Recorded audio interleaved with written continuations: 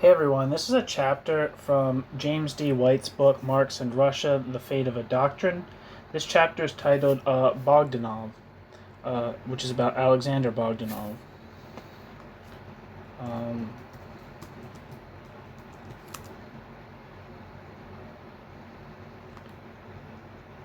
What Wikipedia will tell you is that Alexander Bogdanov, who lived from 1873 to 1928, born Alexander Malinovsky, was a Russian and later Soviet physician, philosopher, science fiction writer, and Bolshevik revolutionary. He was a polymath who pioneered blood transfusion and general systems theory and made important contributions to cybernetics. Alexander Bogdanov was a key figure in the early history of the Russian Social Democratic Labor Party, later the Communist Party of the Soviet Union. Originally established in 1898 and of its Bolshevik faction, Bogdanov co-founded the Bolsheviks in 1903 when they split with the Menshevik faction. Bogdanov was a rival within the Bolsheviks to Vladimir Lenin, who lived from 1870 to 1924, until being expelled in 1909 and founding his own faction, Period. I think that's how you pronounce it, like period. Period. I'll have to look that up again, god damn it, because that's going to be important.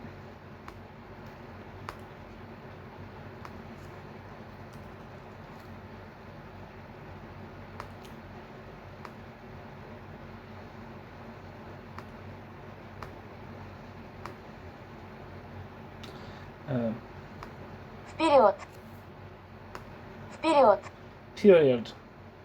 It's actually even more like period than I thought. Period. Is there an F in there? Period.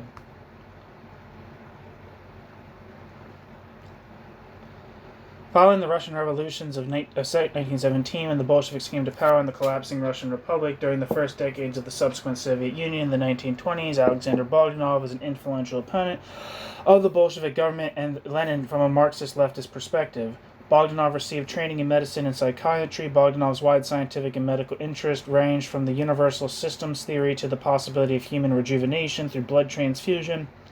Bogdanov invented an original philosophy called, quote, techtology, end quote, now regarded as the forerunner of systems theory. He was also an economist, cultural theorist, science fiction writer, and political activist. Lenin depicted him as one of the, quote, Russian Marxists.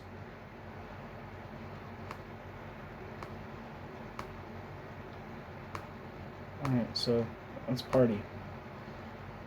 Bogdanov, whose real name was Alexander Alexandrovich Malinovsky, was born in Sokolka,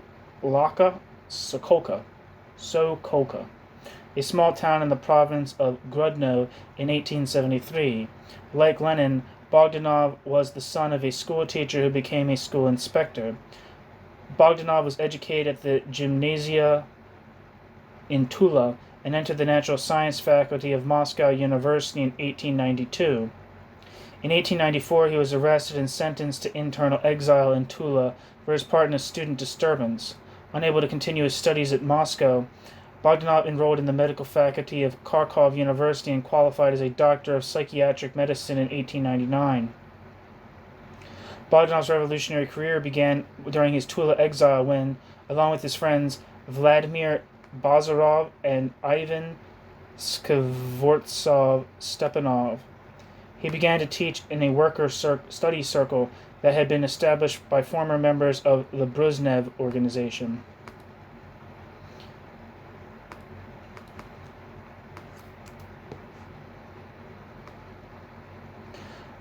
Vladimir Bazarov lived from 1874 to 1939, was a Russian Marxist revolutionary, journalist, philosopher, and economist, born as Vladimir Alexandrovich Rudnev.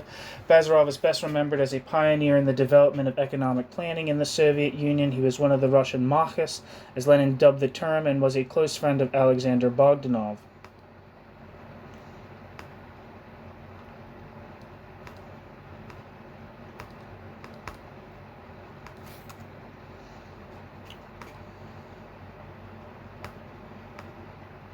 Ivan Skvortsov-Stepanov, who lived from 1870 to 1928, is a prominent Russian Bolshevik revolutionary and Soviet politician. Ivan Ivanovich Skvortsov Stepanov was one of the oldest participants in the Russian revolutionary movement, as well as a Marxist writer, economist, historian, and journalist.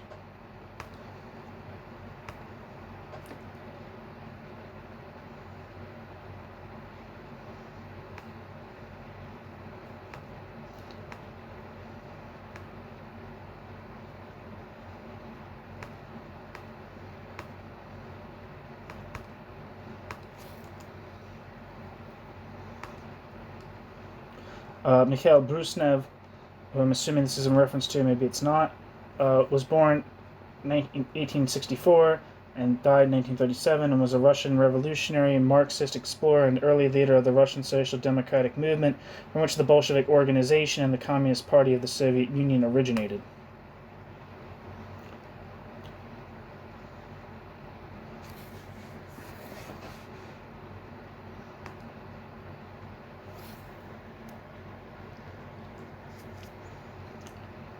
Back to the text. It was during this time that Bogdanov wrote his influential textbook, A Short Course of Economic Science, which was based on the lectures he gave to workers in Tula.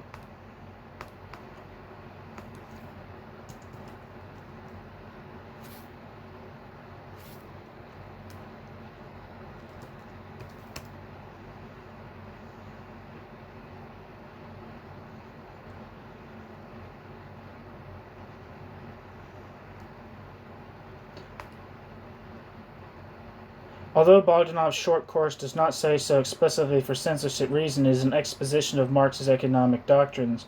To make the subject accessible to a worker audience, Bogdanov does not follow the abstract approach that Marx takes in Das Kapital. Instead, the method adopted in the short course is historical. It shows how the disintegration of primitive human communities gives rise to increasingly complex forms of social and economic organization, culminating in the modern capitalist system. Bogdanov's historical approach carries on the tradition initiated by Zieber of showing how the characteristic features of capitalism emerge in the course of historical development.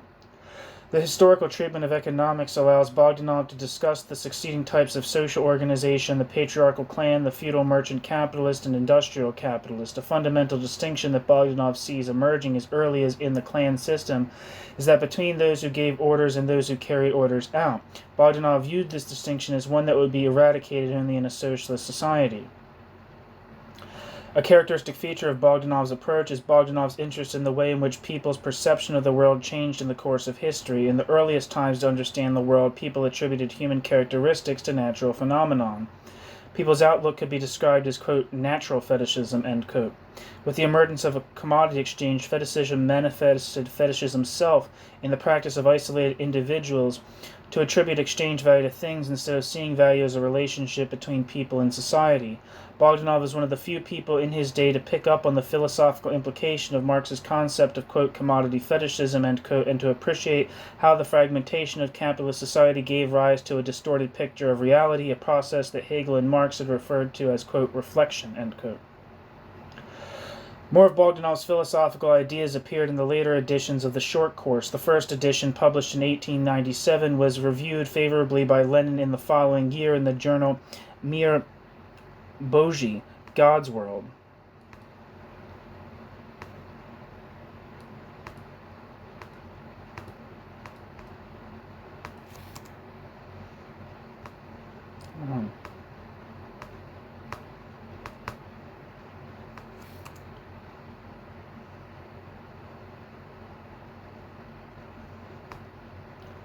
In Lenin's judgment, of all the guides that were available on the subject of political economy, this was the best. Lenin praised the clarity of the books of the short course's exposition and admired the way in which the author, Bogdanov, had arranged Bogdanov's material chronologically, characterizing the periods of economic development in the periods of economic development's proper sequence: primitive clan, communism, feudalism, guilds, and finally capitalism. This, Lenin declared, was actually how one ought to expound political economy. In 1899, Bogdanov published his first philosophical work, Basic Elements in the Historical View of Nature.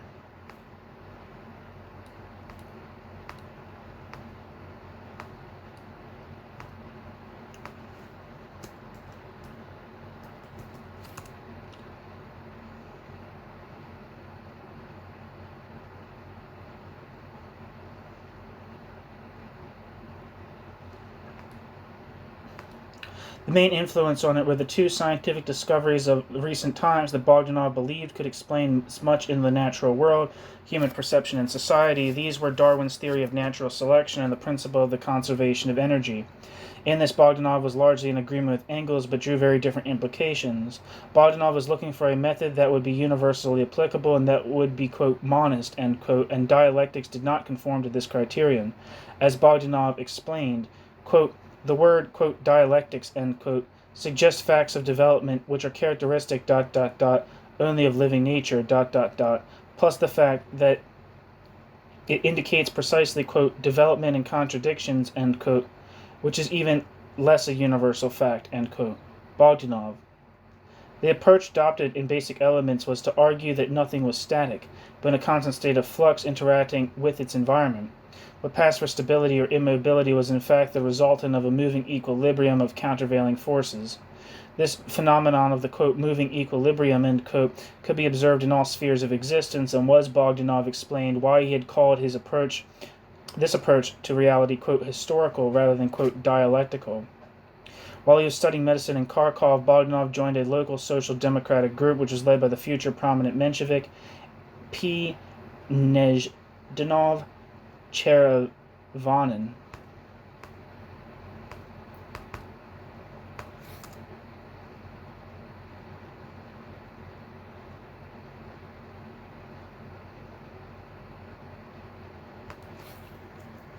At the time the group was formed, the Marxists were coming under attack by Mikhailovsky for insisting that Russia must undergo a capitalist stage. To Mikhailovsky, this showed that they connived at the development of capitalism and were indifferent to the plight of the victims of the capitalist system. This was the reproach to Marxists that occasioned responses from Plekhanov, Lenin, and Struve. In Kharkov, Nezhdanov and his friends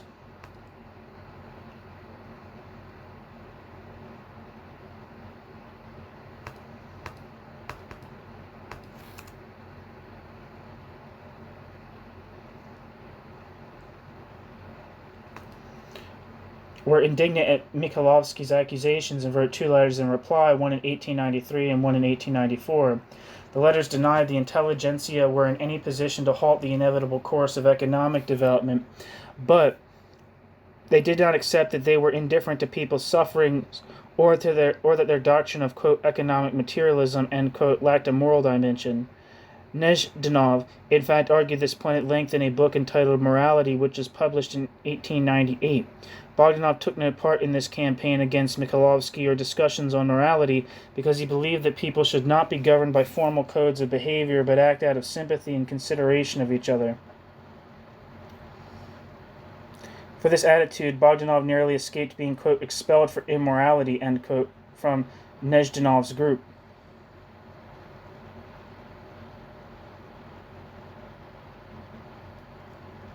Bogdanov was arrested in November 1899 for conducting socialist propaganda in Tula. After spending 6 months in prison, Bogdanov was released in May 1900 and sent to Kaluga to wait his final sentence. It was in Kaluga that he met Lunacharsky, a fellow exile who was to become one of his closest associates. Lunacharsky had studied in Berna with the philosopher Richard Avenarius, and at that time was a follower of Avenarius's philosophy of imperial criticism.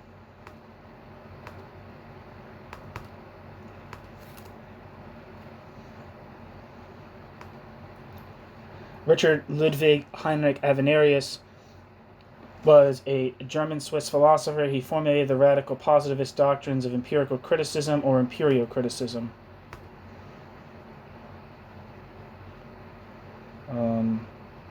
Avenarius believed that scientific philosophy must be concerned with purely descriptive definitions of experience, which must be both free of metaphysics and materialism. Avenarius' opposition to the materialist assertions of Karl Vogt resulted in an attack upon imperial criticism by Vladimir Lenin in the latter's Materialism and Imperial Criticism. Avenarius' principal works are the famously difficult Kritik der reinen Erfahrung, Critique of Pure Experience, and Der menschliche Weltbegriff, the human conception of the world, which influenced Ernst Mach, Ber Burachow, and to a lesser extent William James. He taught Anatoly Lunacharsky and was influential on Alexander Bogdanov and Nikolai Valentinov. Lunacharsky lived from 1875 to 1933 and was a Russian Marxist revolutionary and the first Bolsheviks Soviet People's Commissar responsible for the Ministry of Education, as well as an active playwright, critic, essayist, and journalist throughout his career.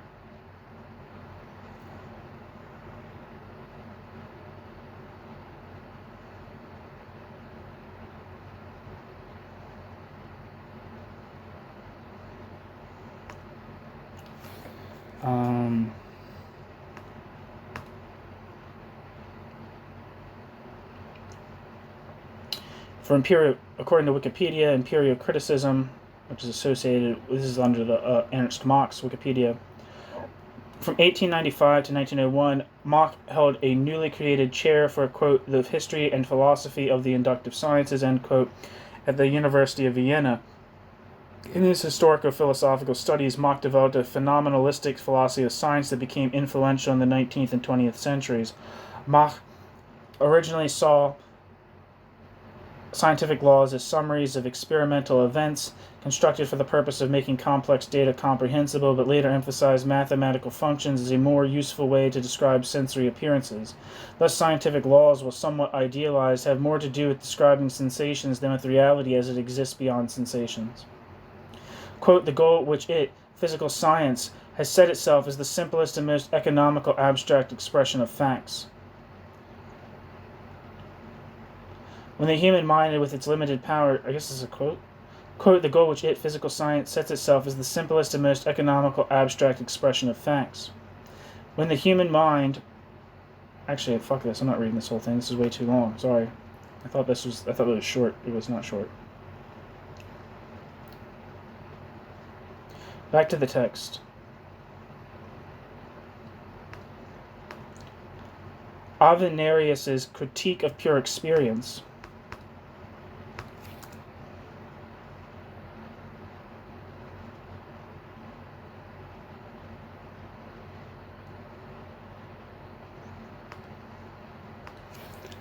Was the popular opposite of Immanuel Kant's critique of pure reason. Whereas Kant had regarded a priori knowledge to be more reliable than empirical data, Avenarius sought to eliminate from human perception any elements that did not have their roots in experience. Encouraged by Lunacharsky, Bogdanov made a study of Avenarius's work and also that of Ernst Mach, who shared some of Avenarius's ideas but expressed them in more accessible language.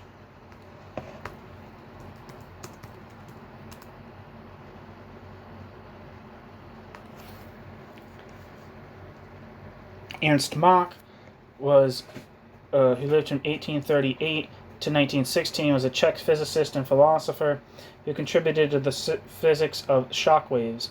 The ratio of speed of a flow or object to that of sound is named the Mach number in his honor. As a philosopher of science, Mach was a major influence on logical positivism and American pragmatism.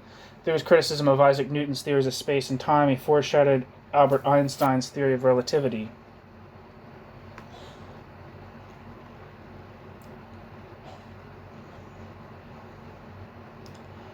Back to the text. In the light of Bogdanov's preoccupations and basic elements, one can understand what the attraction of Avenarius for him would have been.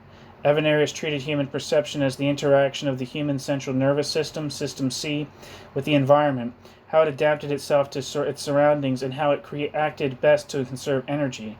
In other words, Avenarius's ideas in effect were an extension of Bogdanov's existing line of thought.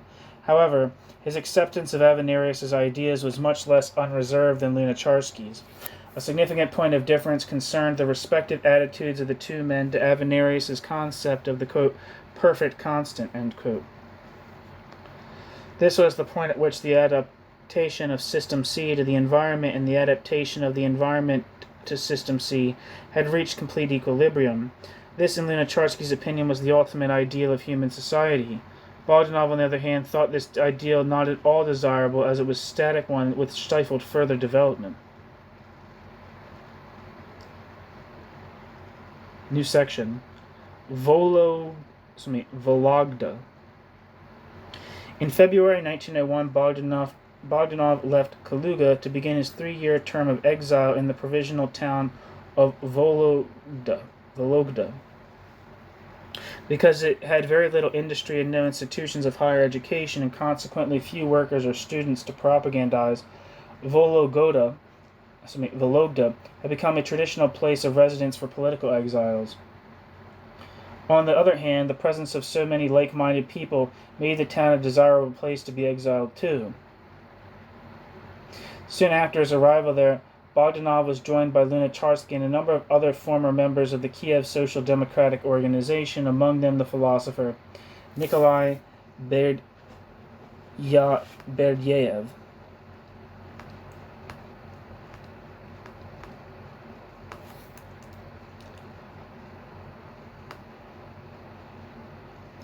Nikolai Alexandrovich Berdyaev was a Russian philosopher, theologian, Christian existentialist who emphasized the existential spiritual significance of human freedom and the human person. Alternative historical spellings of his name in English include Berdyaev, and Berdyaev, and of his given name Nicholas and Nicholas.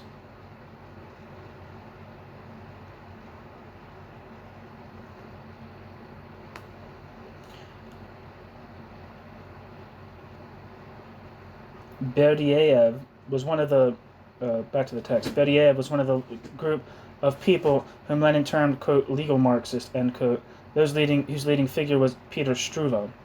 After the publication of his critical notes from 1894, Struve had begun to appreciate the force of Mikhailovsky's critique of Marxism, that the doctrine of, quote, dialectical materialism, end quote, had no moral dimension. When Bogdanov met him, Berdyaev was in the process of abandoning Marxism in favor of the idealist philosophy of Immanuel Kant. Berdyaev's critique of Marxism prompted Bogdanov, Lunacharsky, and other exiles to engage with Berdyaev in passionate debates. In the philosophical works written by Berdyaev while in his Vologda exile, one can observe what his criticisms of Marxism were. He found unconvincing the idea that in the wake of a single social cataclysm, a revolution, a new social order could be formed. He thought, too, that the socialist order which would emerge from this revolution would be as self-satisfied, complacent, and philistine as the society it replaced.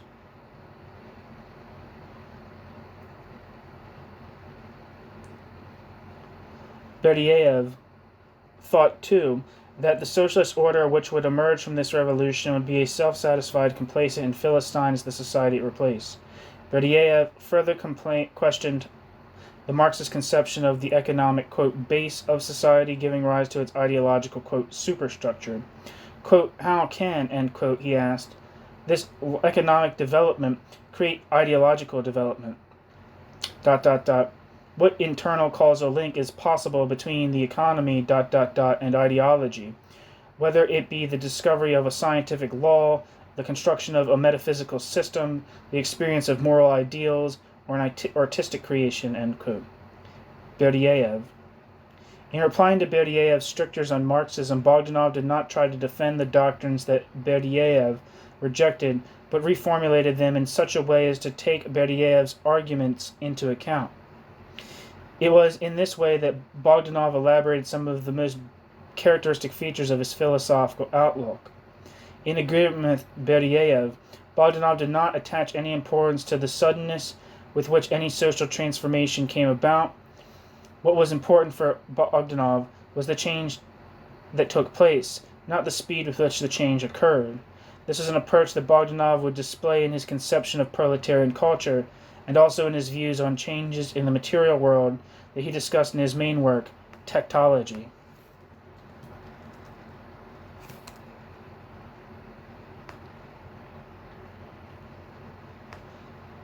According to Wikipedia, techtology, sometimes transliterated as techtology, is a term used by Alexander Bogdanov to describe a new universal science that consists of unifying all social, biological, and physical sciences by considering them as systems of relationships and by seeking the organizational principles that underlie all systems.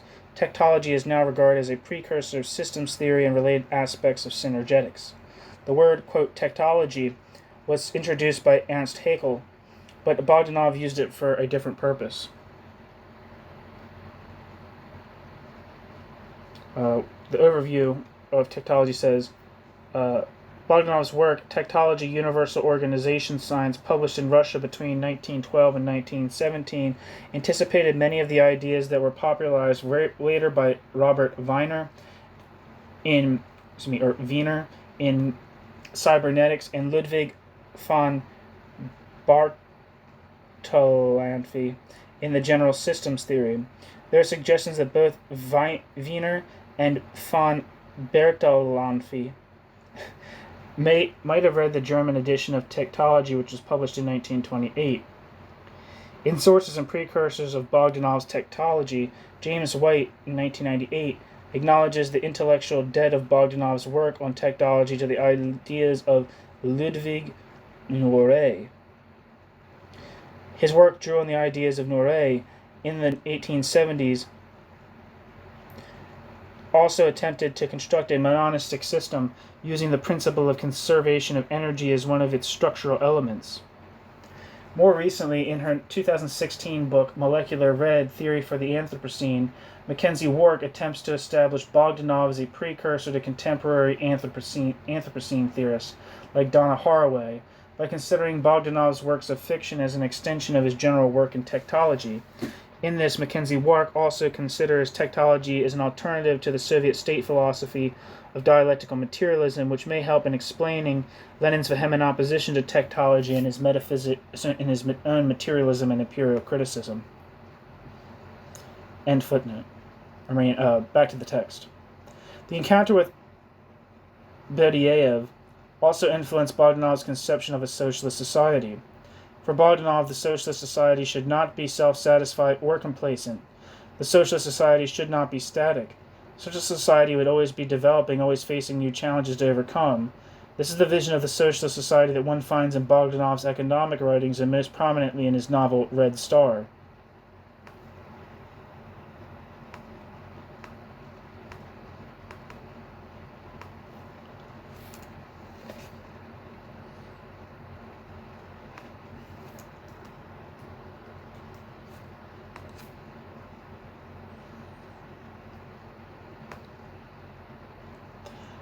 Red Star is a science fiction novel by Russian writer Alexander Bogdanov, published in 1908, about a communist society on Mars. While in many ways praiseworthy, the society depicted is far from perfect, especially that Bogdanov's Martians seriously consider the option of conquering and colonizing Earth and preparing a wholesale genocide of humanity. The first edition was published in St. Petersburg in 1908, before eventually being republished in Moscow and Petersburg in 1918, and then again in Moscow in 1922. Set in early Russia during the Revolution of 1905, and additionally on a fictional socialist society on Mars, the novel tells the story of Leonid, a Russian scientist revolutionary who travels to Mars to learn and experience their socialist system and to teach them of his own world. In the process, he becomes enamored of the people and technological efficiency that he encounters in this new world. An English translation by Charles Rugal was published in 1984.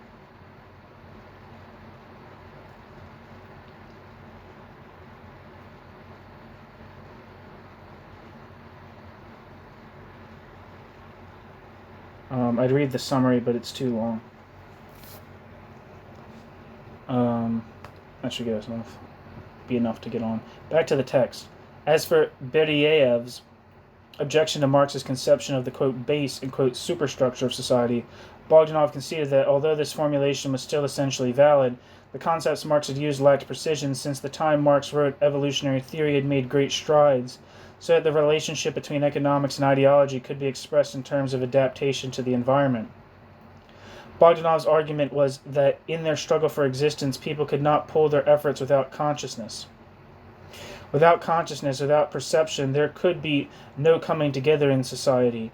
In this way, the social instinct was inseparable from consciousness, so that in Bogdanov's words, quote, social being and social consciousness in the exact sense of these words is identical, end quote. Bogdanov then went on to show how on the basis of technical progress there developed the complex system of social being with its varied elements and unified whole. In showing that even the most rudimentary level of a system at the most rudimentary level, a system of social labor implied communication, Bogdanov was supported by the research of Ludwig Norey on the origins of language.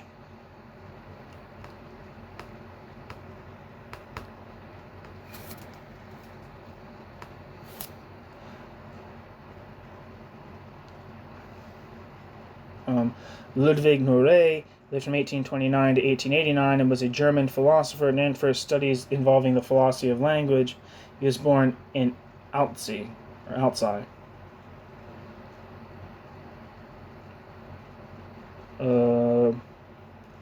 It says he saw the ability to speak as a genuine human ability and developed the theory that working together was the origin of language.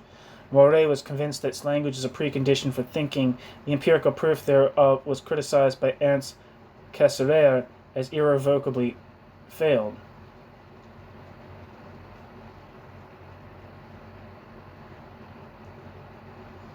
Alexander Bogdanov attributed some of his ideas, formalized as technology on the development of a monistic system, to Ludwig Norey. Alexander Bogdanov used Norey's theory that language originated in the collective labor cries of primeval people as the basis for defending the idea of historical materialism that, quote, existence determines consciousness, end quote. That is, labor is the primary realm of the emergence of ideology. Bogdanov himself put it this way, quote, the initial roots of words were sounds that spontaneously burst out, connected with human activities, but these sounds must have signified actions and were necessary so that all members of primordial society could, quote, understand, end quote, them. I.e., having heard a certain sound, they would think of a certain activity. This would automatically result from activities that were carried out together, collectively. Cries while working, which accompanied general labor, would be determined by the nature of the work. One cry with one act of labor, other cries with other acts of labor, end quote. Bogdanov. Back to the text.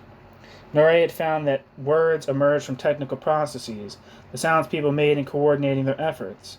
This allowed Bogdanov to argue that even at the most rudimentary levels of social production, some ideological element was involved. This ideological element was organizing adaptation in the social labor struggle for existence. While in Vologda, Bogdanov published the philosophical treatise Perception from the Historical Point of View, which carried on the polemic with Berdyaev and also sketched out what would be key ideas in Bogdanov's system.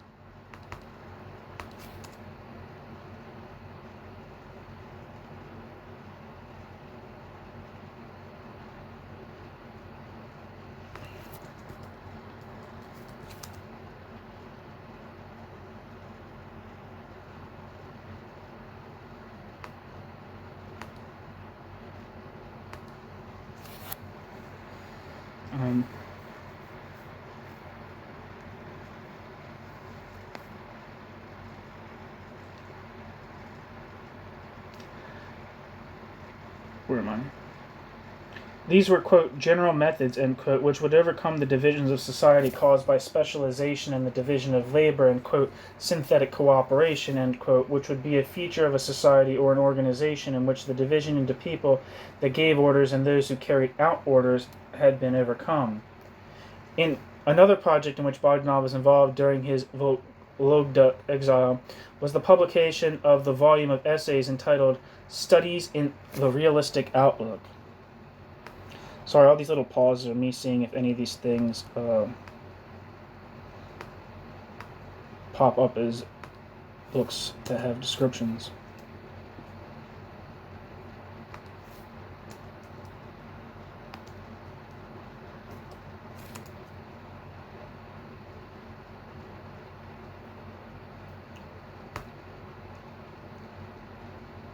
Anyway, Studies in the Realistic Outlook was a volume that was conceived as a reply to Problems of Idealism, a collection of essays published in Moscow in 1902, reflecting the growing attraction of idealist philosophy in intellectual circles, and also the disillusionment in those circles with Marxist and positivist theory.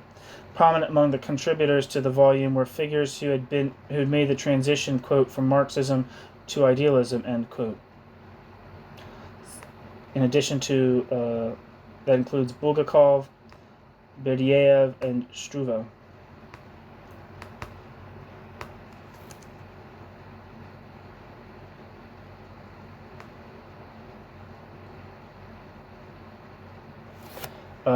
Sergei Nikolaevich Bulgakov, who lived from 1871 to 1944, was a Russian Orthodox theologian, priest, philosopher, and economist. Orthodox writer and scholar David Bentley Hart has said that Bulgakov was, quote, the greatest systematic theologian of the 20th century, end quote. Father Sergei Bulgakov also served as a spiritual father and confessor to Mother Maria Skobstova, who was canonized as a saint by the Holy Synod of the Ecumenical Patriarchate on the 16th of January 2004. Bulgakov is best known for his teaching about Sophia, the wisdom of God, which received mixed reception. It was condemned by the Moscow Patriarchate in 1935, but without accusations of heresy. Back to the text. Bogdanov contributed 2 essays to Studies in the Realistic Outlook. One on Rudolf Stammler's critique of Marxism, and one on the process of distribution in capitalist society and the way in which the expansions of the economy required the balanced growth of its various sectors. This was a subject that Bogdanov would later develop in his writings on the socialist planned economy.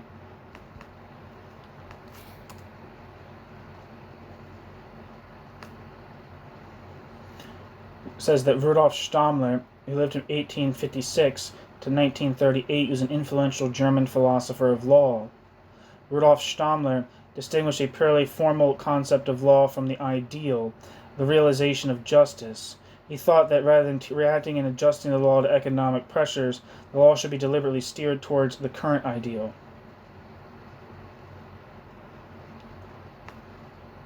Back to the text.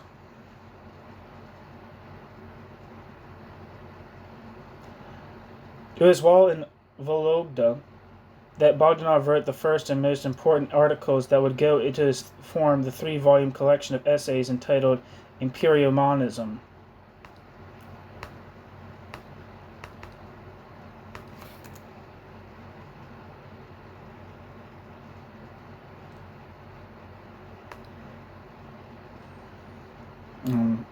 Empirio-Monism, Essays in Philosophy, Books 1 to 3, is put out by Haymarket Press, edited by David Rowley, and it says, Empirio-Monism is Alexander Bogdanov's scientific philosophical substantiation of Marxism.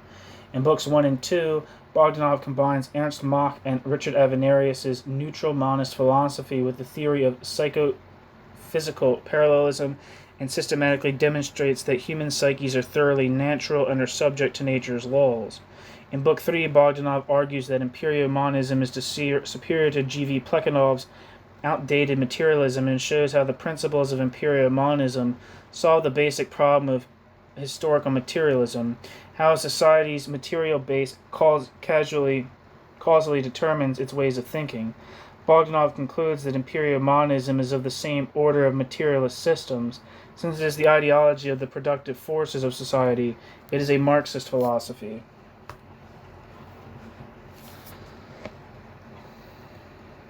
Back to the text. In Empirio-Monism, Bogdanov gives credit to Mach and Avenarius for seeking to purge perception of elements which do not properly belong to experience and for the attempt to construct a monist system that would eliminate the distinction between subjectivity and objectivity. However, Bogdanov did not think that imperial criticism had succeeded in this endeavor, and it was the aim of arriving at a truly monist system that Bogdanov took up in his Empirio-Monism. To this end, Bogdanov began by defining the characteristics of the physical and the psychic as, quote, objective and, quote, subjective, respectively. The conclusion Bogdanov arrived at was that the criterion of objectivity could not be an individual experience, but had to lie in the sphere of collective experience. For him, what counted as objective were those data of experience which have an identical vital significance for ourselves and for other people. The objective character of the physical world consisted in the fact that it exists not only for me personally, but for everyone, and also has the same particular significance for everyone. The significance of the physical series was its universal validity. Subjective experience, on the other hand, was that which lacked universal validity. It had significance only for one or a number of individuals. Bogdanov was encouraged to find that the criterion of universal and social validity was one Marx had used for objectivity in Das Kapital.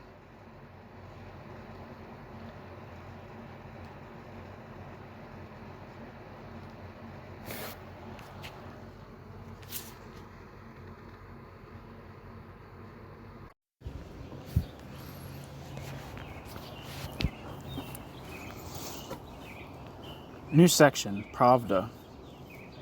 Bogdanov's exile in Vologda ended at the beginning of 1904. He was immediately invited to contribute articles to a new journal of, quote, literature and social life entitled Pravda, or Truth. Other contributors to the journal included Lunacharsky, Zvortsov, Stepanov, and the historians M.N. Pokrovsky and N.A. Rajkov.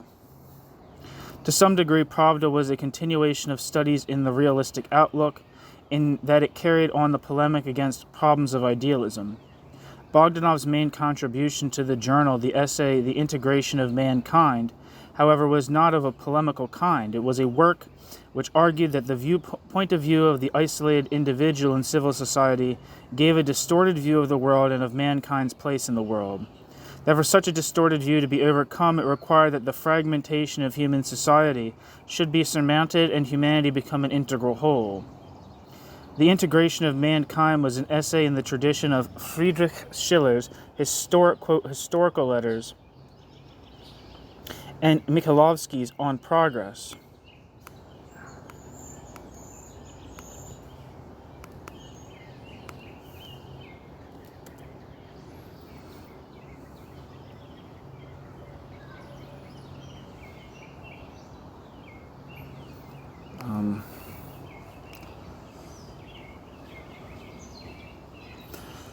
Friedrich Schiller, who lived from 1759 to 1805, is best known for his immense influence on German literature.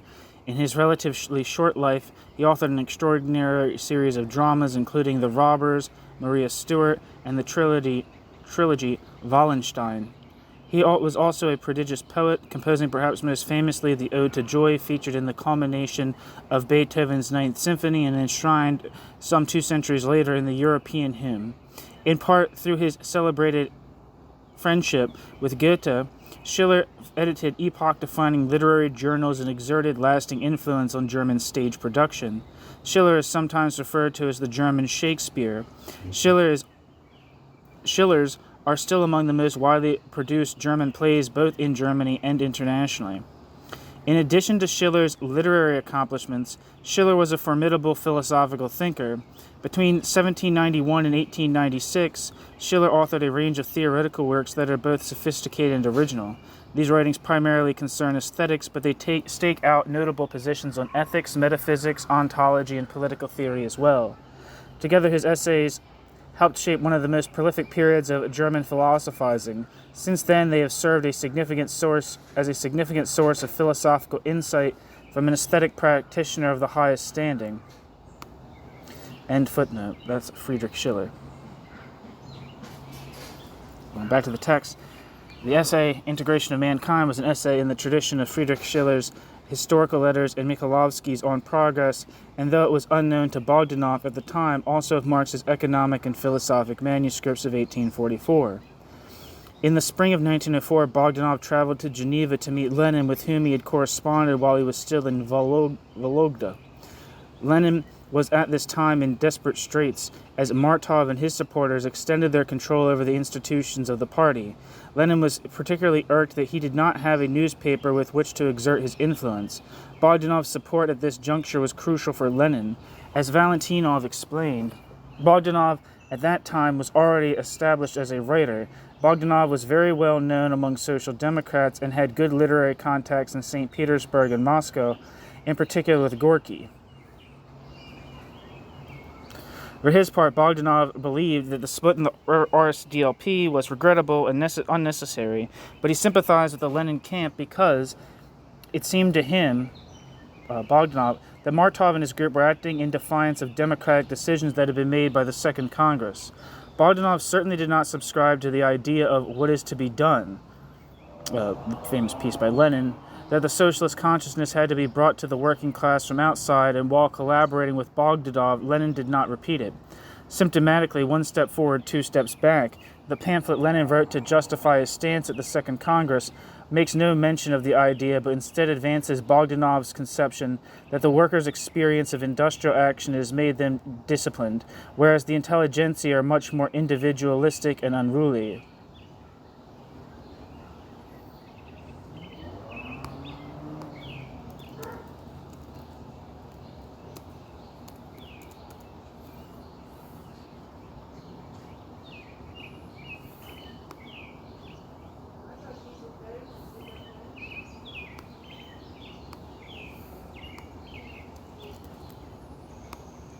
Sorry, 1 second.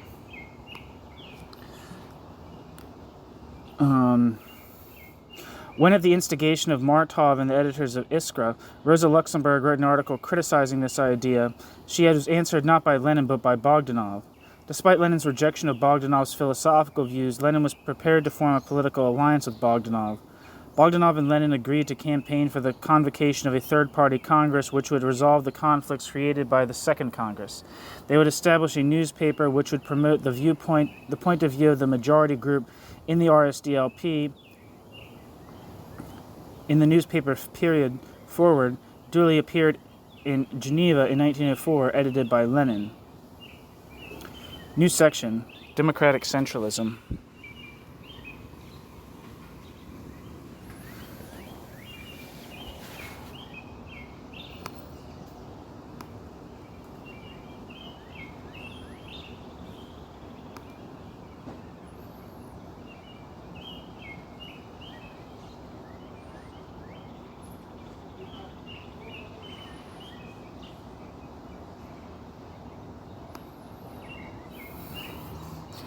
While Lenin remained in Geneva until November 1905, Bogdanov returned to Russia to prepare for a third Congress of the RSDLP, which Bogdanov expected would restore unity to the party.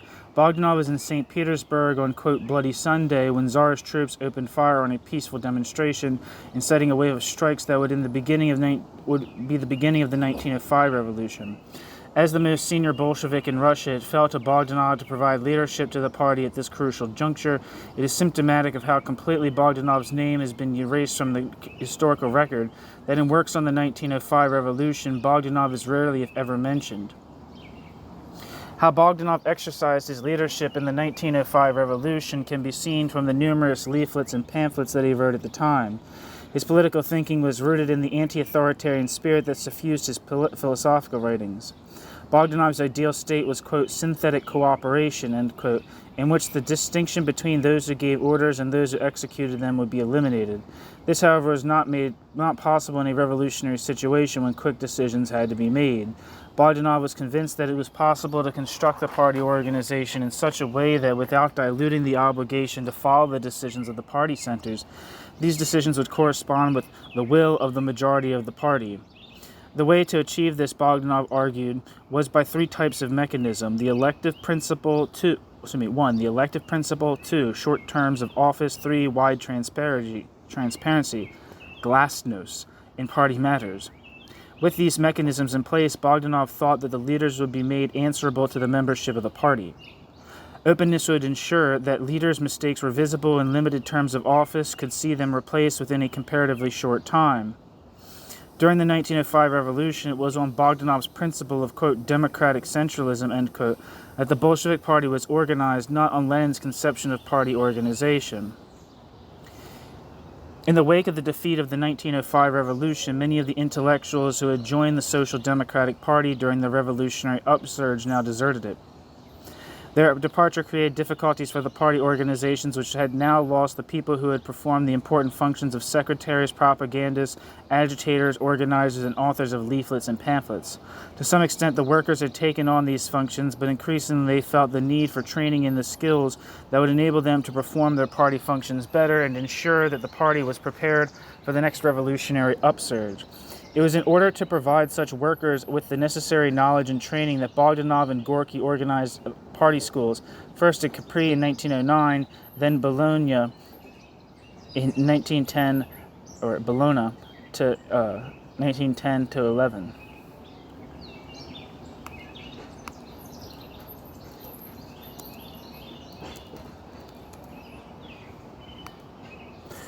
According to Wikipedia, the Capri Party School, known by its official name as the, quote, first higher social democratic propaganda and agitational school for workers, was an education organization established by the periodists, a sub-faction in the Bolshevik faction of the Russian Social Democratic Workers' Party. It was established by Maxim Gorky, Alexander Bogdanov, and Anatoly Lunacharsky, with Gorky providing the accommodation and funds essential to enable it to run.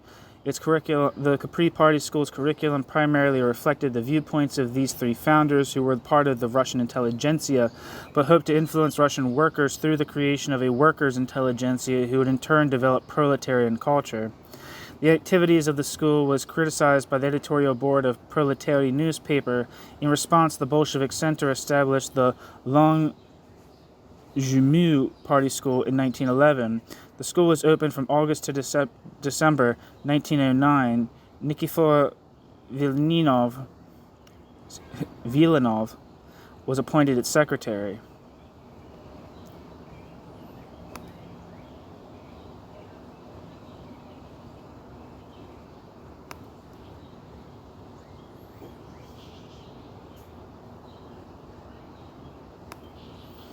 New section. Back to the text. New section. Socialist Society. As a member of the Executive Committee of the St. Petersburg Soviet, Bogdanov was arrested and imprisoned in December 1905 and released only in May of the following year. Bogdanov took advantage of his term in prison to write the third volume of Imperial Monism and a chapter on Socialist Society for a short course of economic science. In this chapter, Bogdanov looked forward to a time when industrial production would become fully automated, when the role of workers would be reduced to overseeing the functioning of machines. Work at the machine would become much more of an organized function, and increasingly an intellectual rather than a physical nature. The division of labor would no longer imply specialization, which narrowed and impoverished the psyche of the workers. Now specialization would be transferred from the workers to the machines. This would break down the barriers of communication between people that specialization had brought about. Contacts between people would be broadened and deepened further in cooperation and mutual understanding. The age-old division into organizers and executives would be overcome, and labor groupings would become increasingly fluid. Workers would be able to change jobs easily, going from one machine to another, sometimes in a, quote, organizer, end quote, role, and sometimes as a, quote, executive. This would be possible because the anarchy of the market and competition would be eliminated and production would be organized by society consciously in a planned way. The distribution of products would take place in a rational fashion. There would be social ownership of the means of production, but each person would be entitled to, quote, individual property, end quote, and receive sufficient consumer goods to satisfy his or her needs.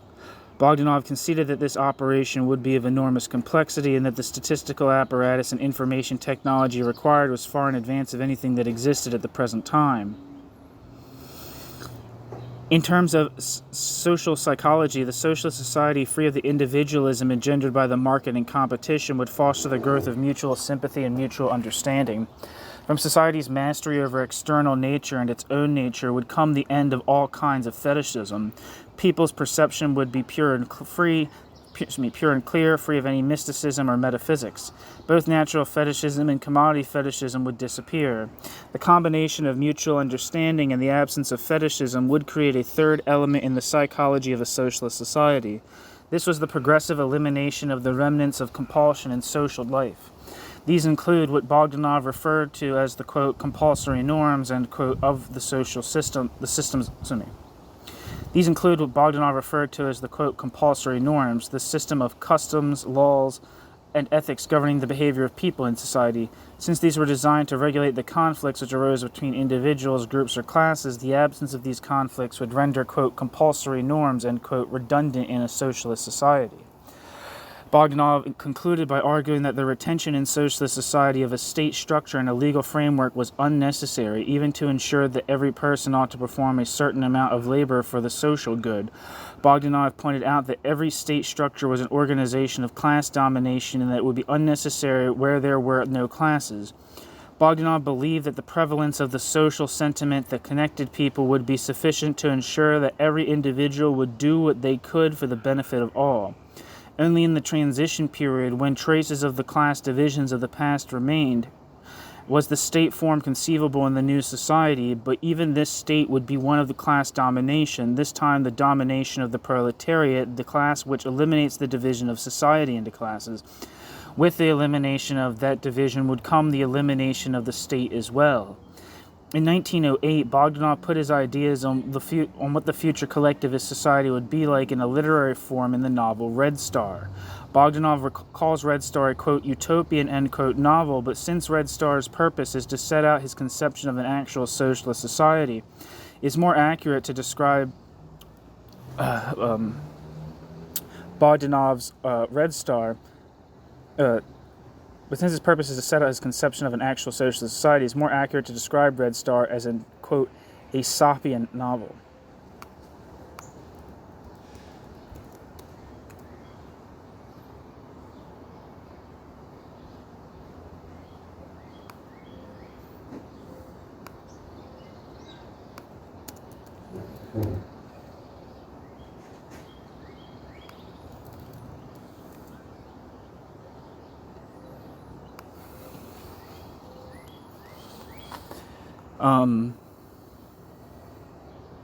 Just as Aesopian language is a means of communication with the intent to convey a concealed meaning to informed members of a conspiracy or underground movement, which while simultaneously maintaining a conspiracy or underground movement while simultaneously maintaining the guise of an innocent meaning to outsiders. This terminology refers to the allegorical writings of the Greek fabulist Aesop.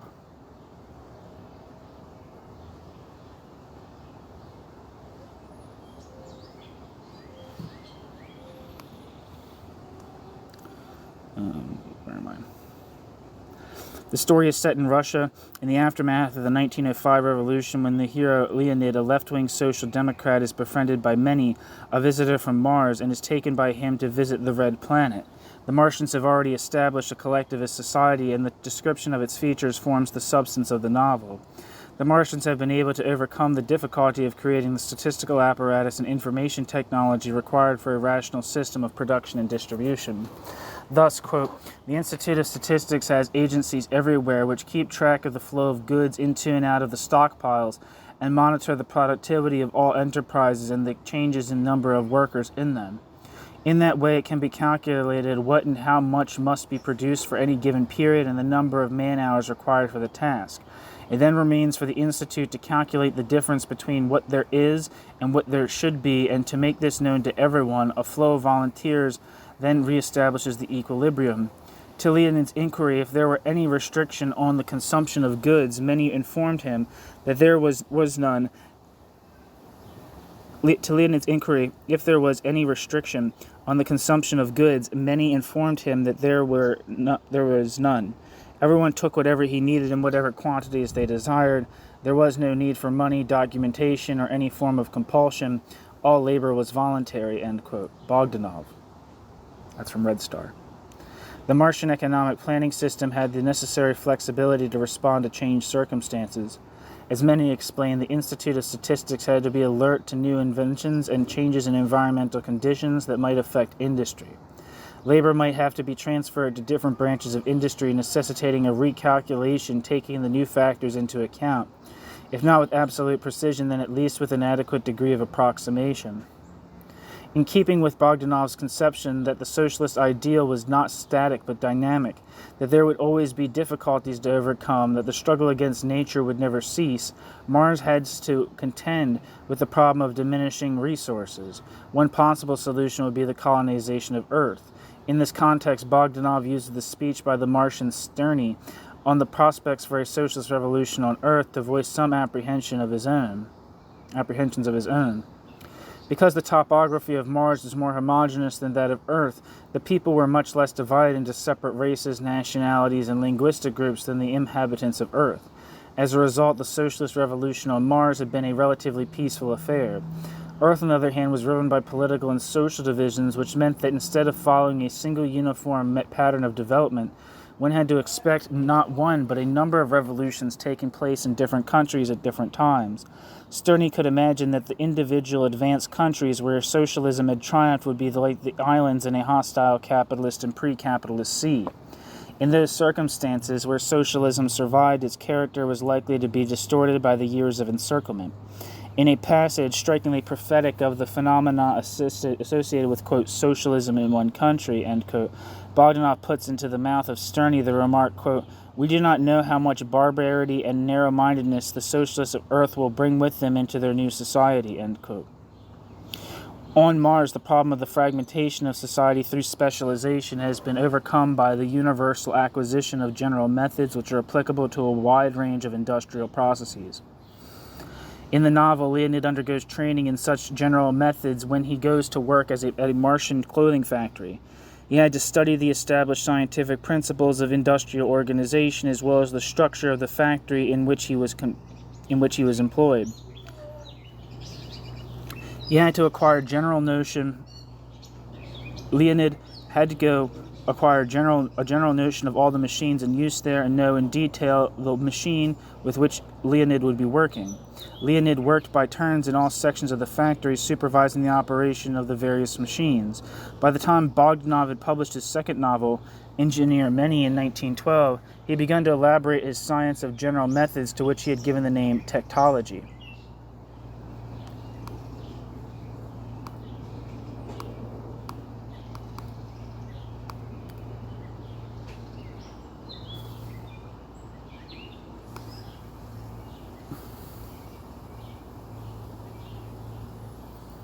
Wikipedia says Bogdanov followed this novel with a prequel in 1913, Engineer Many, which details the creation of the Communist Society on Mars. The titular character is a famous ancestor of the namesake Many, who befriends Leonid in Red Star. His fame came from running the canal-building projects of earlier centuries on Mars, which happened in Mars's pre-socialist era. In 1924, Bogdanov published a poem entitled, quote, A Martian Stranded on Earth, end quote, that was to be the outline for a third novel, but he did not finish it before his death. So that's Engineer Many. In Engineer Many, techtology is introduced in a context of overcoming the specialisms engendered in individualist society that obstructed mutual understanding.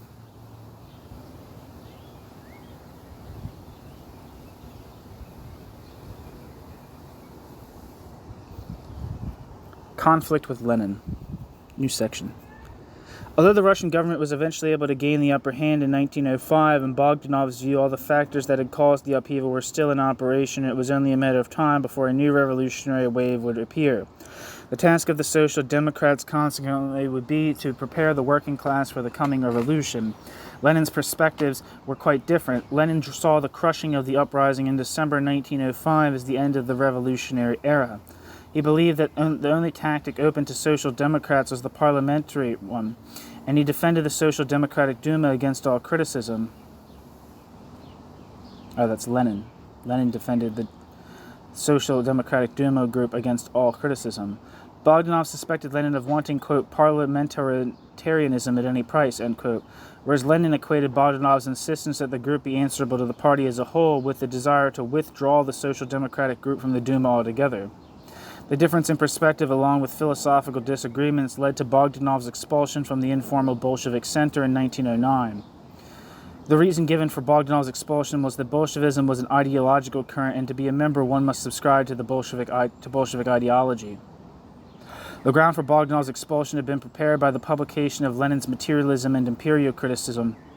With the elevation of this work in Soviet times to the status of a key work of philosophy and with the corresponding suppression of Bogdanov's writings, it was Lenin's book that became for many years the main source for Bogdanov's ideas.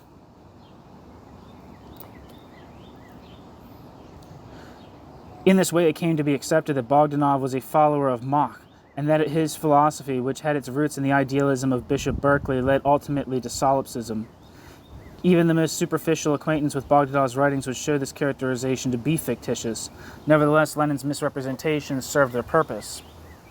Bogdanov's position was undermined by his association with Lunacharsky, whose book Socialism and Religion was an easy target for distortion. Lenin asserted that in Socialism and Religion, Lunacharsky was preaching the, quote, union of scientific socialism with religion, end quote. In fact, the book did nothing of the kind. Lunacharsky's approach to religion had grown out of his interest in aesthetics, which he had come to view as a particular manifestation of the more general human impulse of evaluation. It was evaluation together with cognition, Lunacharsky believed, which made action possible. Through evaluation, one became aware of the difference between what the world was and what the world ought to be, between reality and ideals. According to Lunacharsky, the elemental approach to resolving this contrast was religious, and this provided Lunacharsky with his definition of religion. Quote, religion is that thinking about the world, that world sensation which psychologically tries to resolve the contrast between the laws of life and the laws of nature, end quote. Lunacharsky. Religion, however, in Lunacharsky's view, was not capable of satisfactorily resolving the contradiction. This would only be accomplished by scientific socialism by means of knowledge and labor, science and technology. In sum, what Lunacharsky's book set out to do was to place modern socialism in the context of earlier systems which were concerned with human ethical ideals, and to demonstrate that socialism was the answer to mankind's earliest and most fundamental aspirations. Lunacharsky's book was a serious and stimulating investigation into the relationship between religion and modern socialism. Its argument advocated the rejection of religion in favor of socialism. Lenin's impression of the book was clearly not derived from actually reading it. More likely, what Lenin had read was Plekhanov's review of Lunacharsky's book, which distorted Lunacharsky's meaning to give the impression that Lunacharsky was propounding a new socialist religion without God.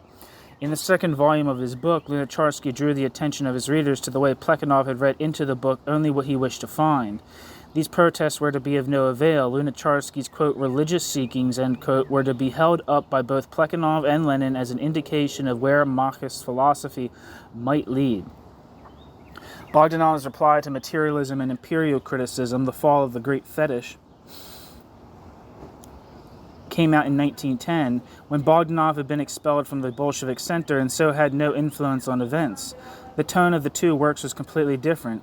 Whereas Lenin's book was a tirade against his opponents filled with personal abuse, Bogdanov's was an almost abstract disquisition on the danger of authoritarianism in the leadership of the workers' movement. Clearly, Bogdanov has Lenin in mind, though this is not stated explicitly.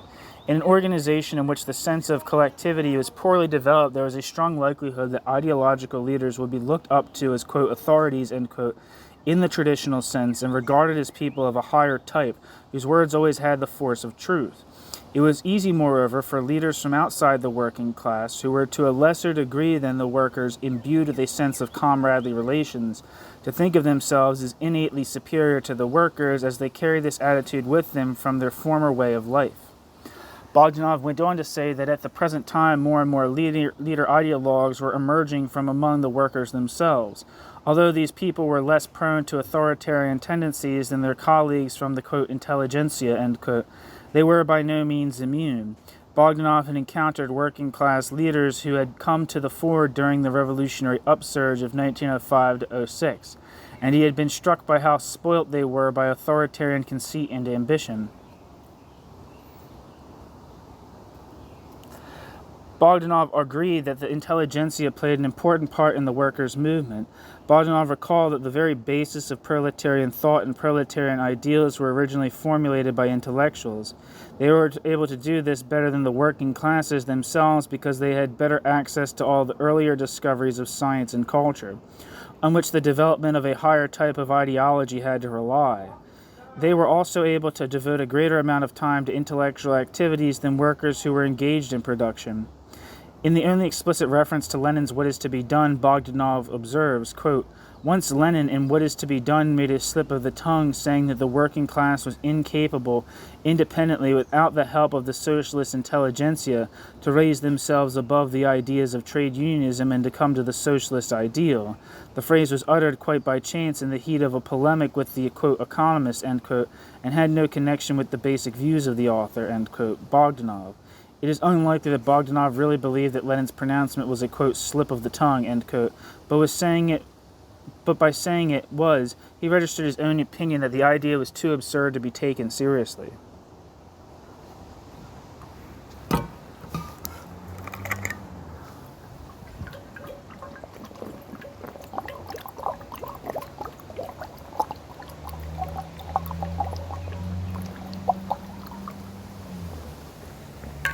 New section, proletarian culture.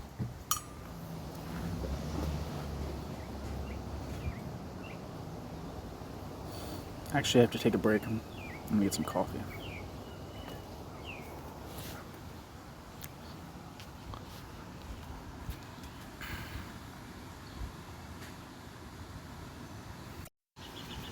Alright, so new section, proletarian culture.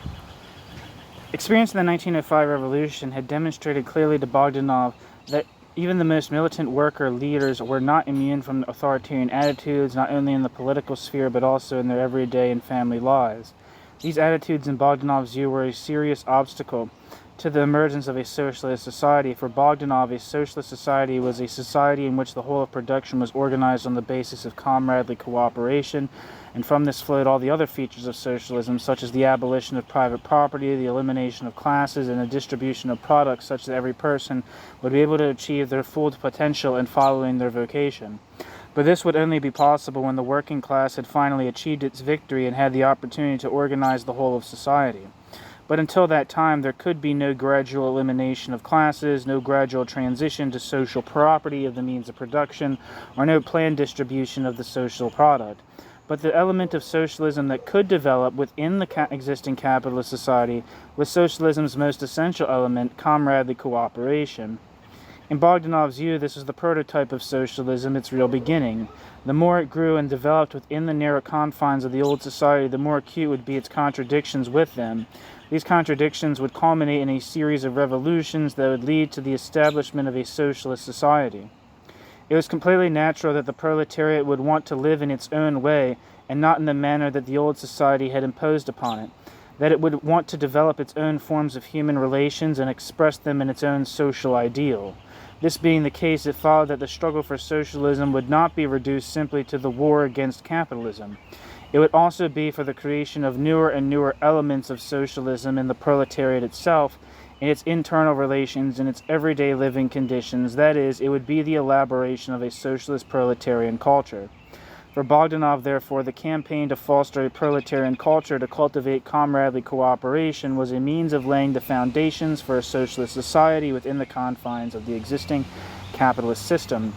In this way, the ideal of socialism became the means of achieving it. Comradely cooperation was the form of organization characteristic of the proletariat.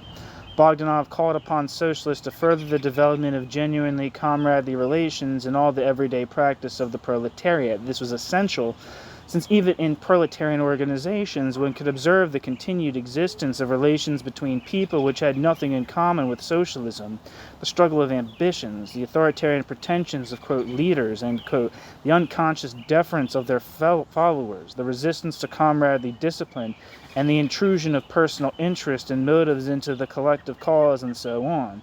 All these phenomena were unavoidable in the initial stages of the workers' movement, considering that the proletariat had not come into the world as a well-established class, but had been composed from the urban poor, the peasantry, and small proprietors, all of whom were accustomed to living by private individual interest and subordinating themselves to despotic authorities.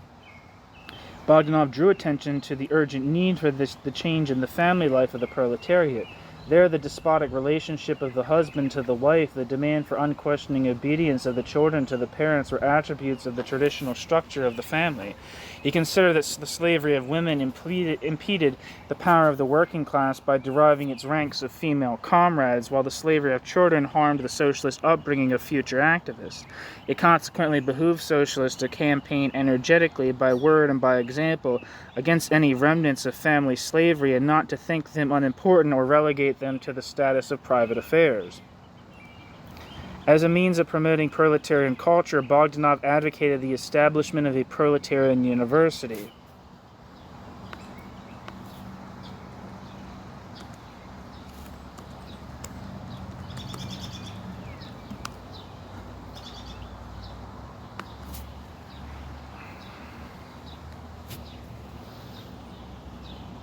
Where am I? Its aim would be, within the existing society, to prepare cadres of conscious and integrated representatives of the society of the future, people who would be equipped to bring about the great transformations to come. The new university would not be for young people fresh from school, but for mature workers with experience in the sphere of labor and social struggle. The teaching in the university would not be run on the authoritarian lines of conventional universities, but on the principle of comradely cooperation. The students would be the comrades of their teachers, and would not learn passivity, but would continually question what they were being taught. Bogdanov had had experience of this kind of teaching in the workers' circles in Tula and in the party schools, which were held on Capri and Bologna in 1909 to 11.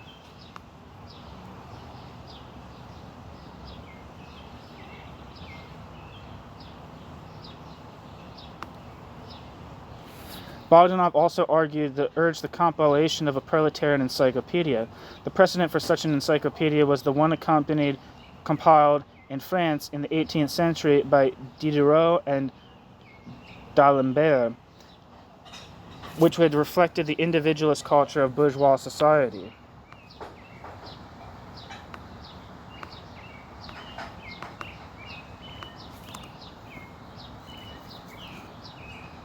Jean D'Alembert,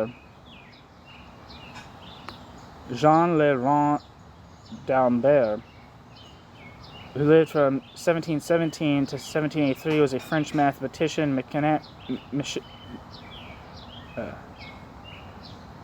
mechanician, physicist, philosopher, and music theorist. Until 1959, Jean Laurent D'Alembert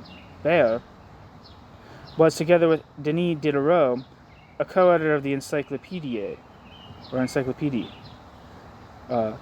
D'Alembert's formula for obtaining solutions to the wave equation is named after him. The wave equation is sometimes referred to as D'Alembert's equation, and the fundamental theorem of algebra is named after D'Alembert in French. Back to the text.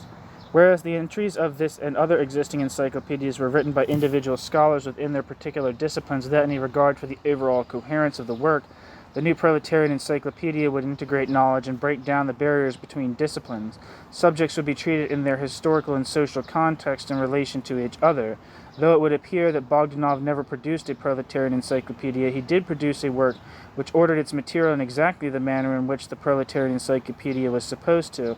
This was Techtology, the universal science of organization.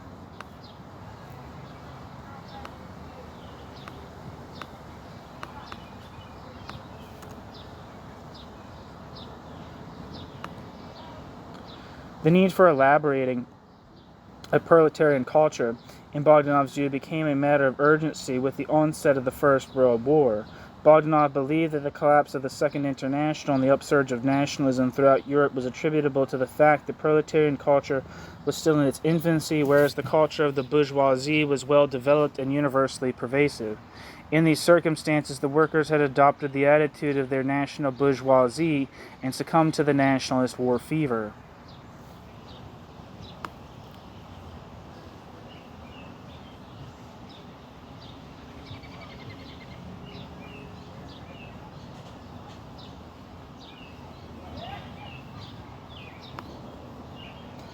New section, Techtology.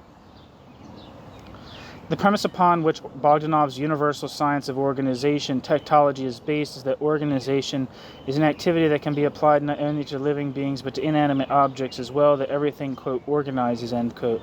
Bogdanov shows this by presenting a number of parallel cases where human practice has in some way emulated nature. He cites the case of a sail, designed to propel sailing vessels by harnessing the power of the wind and the same mechanisms applied by airborne seeds. In nature, one finds numerous examples of the protection of delicate living fibers, fluids, or semi-fluids using the method of an external skeleton.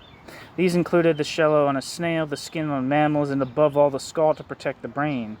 This was, in essence, the method used by people when they made different vessels, crockery, boxes, and the like. The societies of humans and ants both engaged in herding, the humans of cows and the ants of aphids. The sexual organs of a flower and a woman had many parallels in their respective structures. These coincidences, Bogdanov argued, could not be explained by imitation or with reference to a common origin. What united them was the organizing activity, something common to both living and non-living things. The definition that he gave of organization was, quote, a whole that is greater than the sum of its parts, end quote. Organizing activity was always directed towards formation of some kind of system from parts or elements. Whatever any particular case might be, one characteristic always remained the same, that what was being organized was given an activity, a given resistance. Bogdanov went on to explain that a resistance was simply an activity from another point of view.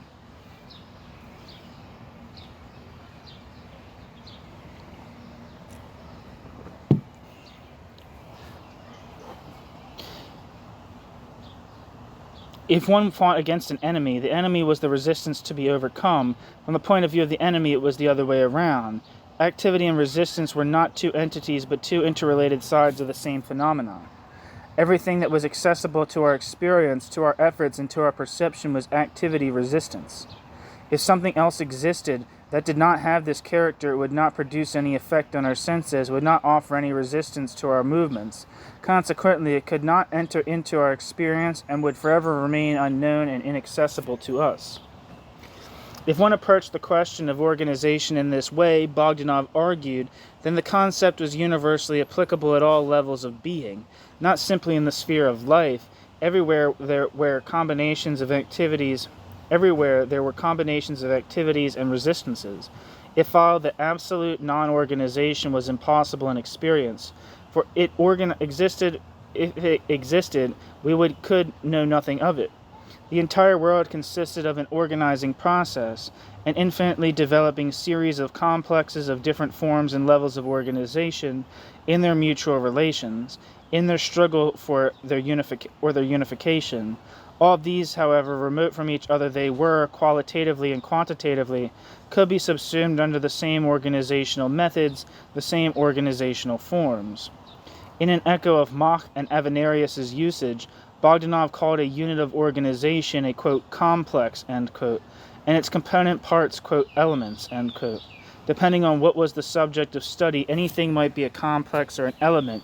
In an almost poetic passage, Bogdanov illustrated the relativity of his terms and simultaneously the breadth of vision of technology. Quote, gigantic sums and nebulae have to be taken as elements of star systems, enterprises or people as elements of society, cells as elements of an organism, molecules or atoms or electrons as elements of a physical body.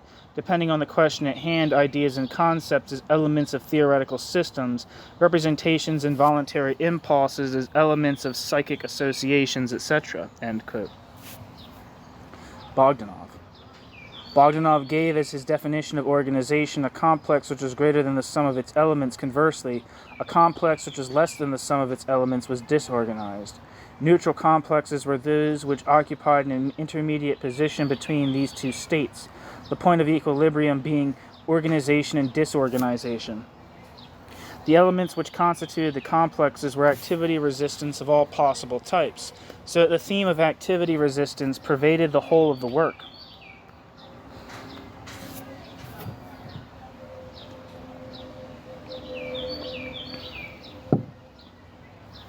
With its examples taken from a great variety of sciences, technology was a work that could only have been written by a person with Bogdanov's breadth of knowledge. One finds in it references to physics, chemistry, mathematics, psychology, sociology, mechanics, linguistics, medicine, theology, geology, and so on.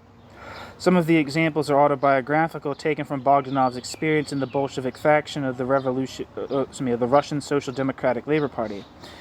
There are also many references to military affairs, suggesting that Bogdanov's experience in the army during the First World War was as an instructive as well as traumatic experience for him.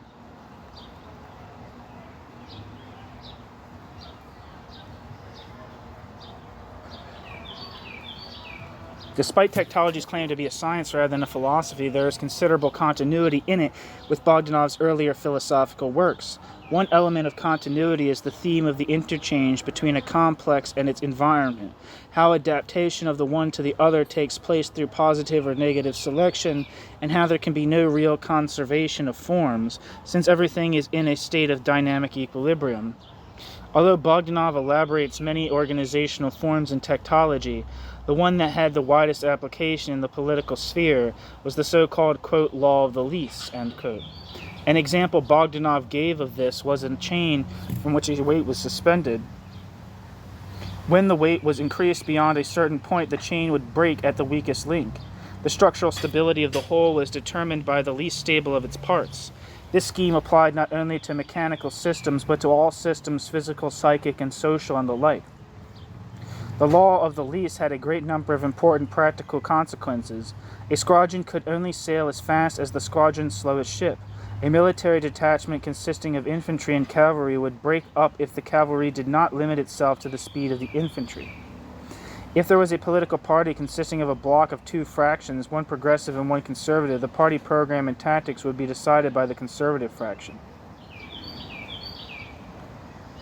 In technology, Bogdanov returns to the critique of dialectics that he had first made in 1899 and his basic elements of the historical view of nature, where he had objected that dialectics was only applicable to living nature and that, quote, development and contradictions, end quote, had also had a limited application. Now, from the point of view of technology, he was able to present a more detailed examination of the limitations of the dialectics of the kind that Engels and Plekhanov propounded. He did this by taking the illustration that Engels had given within the grain of barley, which negated itself through germination and producing a whole plant, which in turn, quote, negated, end quote, itself by the creation of seeds and passed into a synthesis, formally similar to the thesis, but enriched in content, the end result being a plurality of barley grains. Bogdanov then demonstrated how these events were interpreted technologically, in terms of the dynamic equilibrium of the grain of barley with its environment. Such a theme, Bogdanov argued, was universal and in contrast to the old dialectical triad, could explain the processes at work to the smallest detail.